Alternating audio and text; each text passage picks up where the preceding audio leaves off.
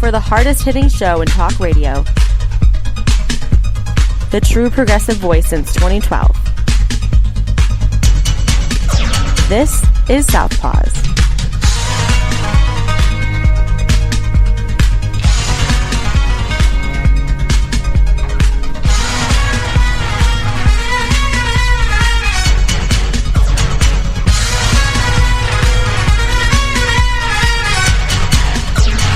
And welcome to Southpaws on the Pacifica Radio Network. We are the leaders of the revolution. My name is Darren Gibson, and I'm your co-host.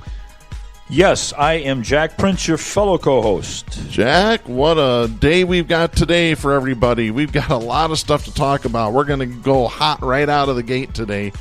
Before we continue, a couple reminders that you can follow us on social media by going to facebook.com/Southpaws Radio Show.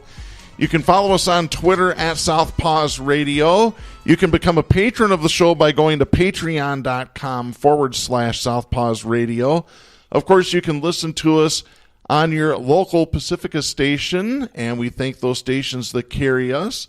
If your local Pacifica station is not carrying us, please call them and gently ask them to do so. We would greatly appreciate it.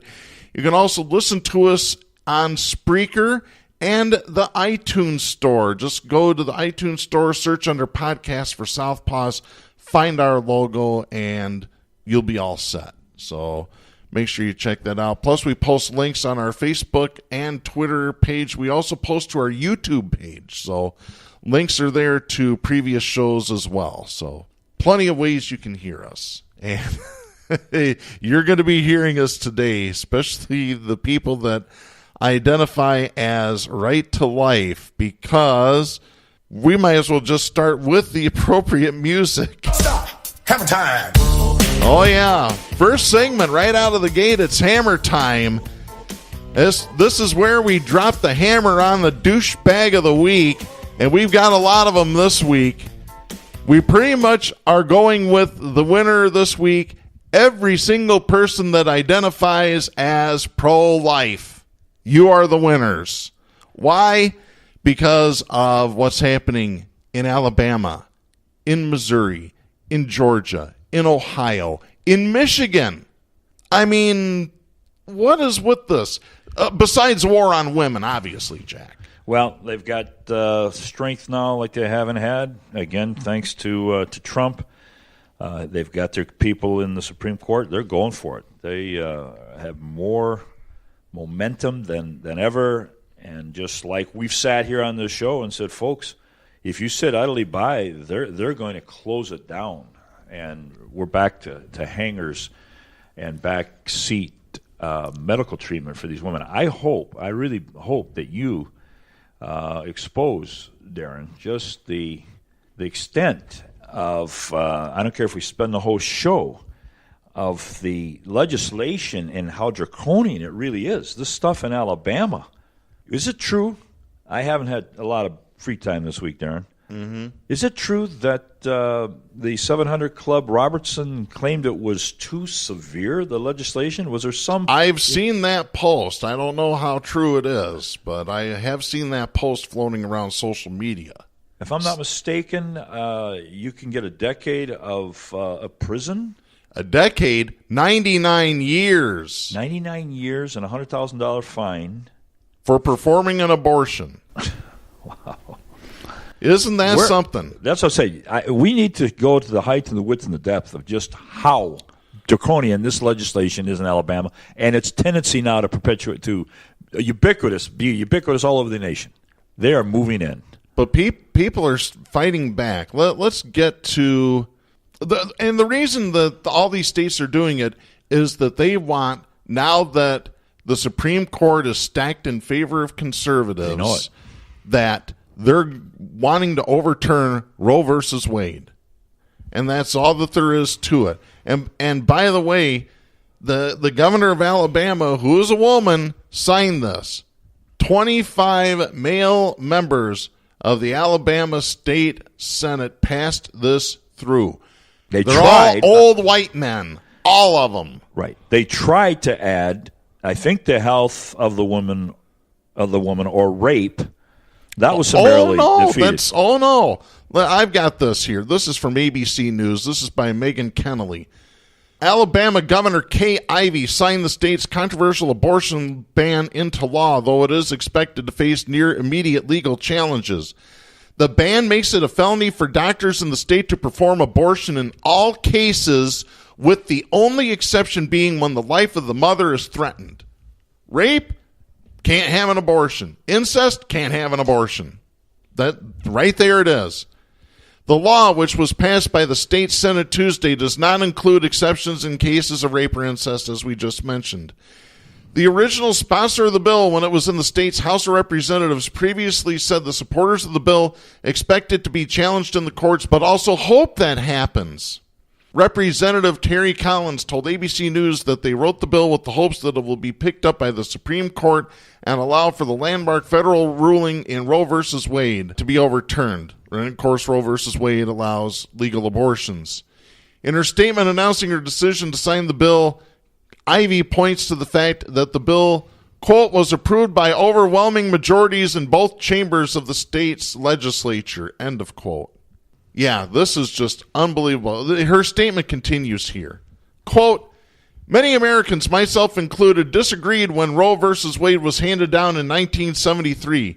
The sponsors of this bill believe that it is time once again for the U.S. Supreme Court to revisit this important matter, and they believe this act may bring about the best opportunity for this to occur. I want to commend the bill sponsors, Representative Terry Collins and Senator Clyde Chambliss, for their strong leadership on this important issue. End of quote. Now, let's get to some numbers here. According to data compiled by the Center for American Women and Politics at Rutgers University, you know where Alabama ranks as far as female representation in the government? I'm going to guess last. You're close. 47th out of 50 states. I do know that they now are rated by the United Nations as the worst poverty area in the entire developed world. Mm-hmm. That was just released by a UN official. So simultaneous to this legislation, they get the good news that they are the worst in the world. Are we serious? Yeah. By the way, 15.7% of their state legislature is made up of women. So damn near 85% of the Alabama legislature is men. Here are the actual numbers. The state Senate in Alabama is 35 seats. You know how many women hold seats in the Alabama State Senate? 2. 4. 105 seats in the House of Representatives of Alabama. How many of them are occupied by women? Want to take a guess? 3. Well, you're off the mark there. 18. Oh, geez. But it's just amazing. Yeah, men, of course, wanting to legislate women's vaginas and women's bodies. This is nothing new. There are abortion bans into effect that have been signed into law. 6-week abortion bans include Ohio, Kentucky, Georgia, and Mississippi. That's where those bills have been signed into law. Bills that have been introduced or have been filed include Texas, Louisiana, Florida, South Carolina, Tennessee, West Virginia, Maryland, Indiana, Illinois, Missouri, Maine, New York, and Minnesota. And now you've got Michigan. You can add the legislation that's been introduced that would ban what's called dilation and extraction, D&Es. Right. And we'll get to that in a little bit here. But it's not just Alabama, as we've said. Missouri's next. They have passed an anti-abortion bill in the Missouri State Senate. Well, Darren, with that kind of impetus and with this conservative backdrop in the Supreme Court, what are the odds this doesn't make it outside of Trump's term? How hard would it be to overthrow Roe versus Wade? I mean, it's if we want to use a sports analogy, okay, it's late in the fourth quarter and you're down by 20 points. There's no way the pushback is going to slow down this tidal wave of anti-abortion legislation. You should listen to the talk shows that are conservative. I don't, but I have relatives. I have relatives that will bring back quotes and lines from these talk shows, and they see this crusade to save the zygotes, right? Yeah, zygotes. As being almost there.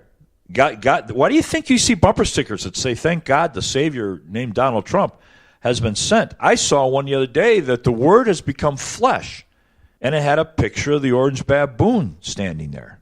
Mm-hmm. Where do you think they get that? Yeah. Do you know how long they have frothed at the mouth to have Roe versus Wade overturned, and their champion right now is about to hand it to them? They've been frothing at the mouth for this since Roe versus Wade was put into effect by the Supreme Court back in 1973. Exactly. This is 46 years of frothing at the mouth for this. But this conservative dream is breaking out right now, and they can smell it. Mm-hmm. Meantime, Trump could rape every porn star on the East Coast. It's irrelevant. It means nothing. Yeah. Not if he can deliver this championship on abortion. It's just... It's putrid is what it is. I'm going to read this. I stole this off of Facebook here. Danny Fernandez posted this, I believe, on Twitter. They're not actually pro-life. We all know that. When a black pregnant mom is shot by cops, they aren't bothered. When brown babies are ripped from their mothers and lost, completely unaccounted for, or die in custody, they don't care. They're not pro-life. They're pro-control. Yeah. That sums it up pretty well right there. Yeah. But I'm going to go out a little bit further because yesterday, I got to tell you, I got into a little bit of a snit yesterday with the executive director of Right to Life of Holland on a friend's Facebook page. My friends know that not to get me started. As a matter of fact, I like to post this on my Facebook, and I do it at least once a week. And it goes like this. You better smarten up your friends, because if I have to smarten them up, I'm not going to be nice about it. I don't have to be. So I went and posted this. A friend of mine posted this. And she's a Christian woman. But here's what she posted. Just a PSA. If you personally believe a rape victim has to keep their baby, especially because God wanted her to get pregnant, stay the F away from me. This is a friend of mine that shared that post. It was originally posted by an account over on Twitter called Nard in the Paint. So this woman, I'll identify her, Ann Wilson. She's the executive director of Right to Life of Holland. She posted this. She said, "No one is telling the woman she has to keep their baby. There is adoption. I would also like to ask if you have talked to women who have been raped and decided to raise their baby. Have you ever talked to a child, now adult, who was conceived from a rape? I have, and the baby conceived for rape is just as valuable, just as important, and why should the baby be punished because of the action of the sperm donor?" So my friend replied to her and said, "No one needs you jumping to defense. What about abortions now that would need to be done to save a mother's life? Or I don't know, other reasons why you could have a tad bit of empathy and compassion towards someone else's choice." Here was what Ann Wilson replied. "FYI, very, very few abortions are done because of the health of the mother. Less than 1% of all abortions are from rape. I do care for women who have made the choice to abort. I would also share that God heals and forgives, but I am firmly pro-life, before birth and after birth. And the current legislation in Michigan is about dismemberment abortions, where they rip body parts off babies while they are still alive. That is barbaric." Oh, we're gonna play that game, huh? Let me tell you, if you think that babies are being ripped apart in the womb, I have this for you. Bullshit! Absolute 100% USDA grade A verified bullshit. That is a period, end of story. Let me just tell you, let me respond to this. Less than 1% of all abortions are from rape. How many rapes don't get reported in this country? We know the numbers for that. I bet that statistic goes up too, Ann. So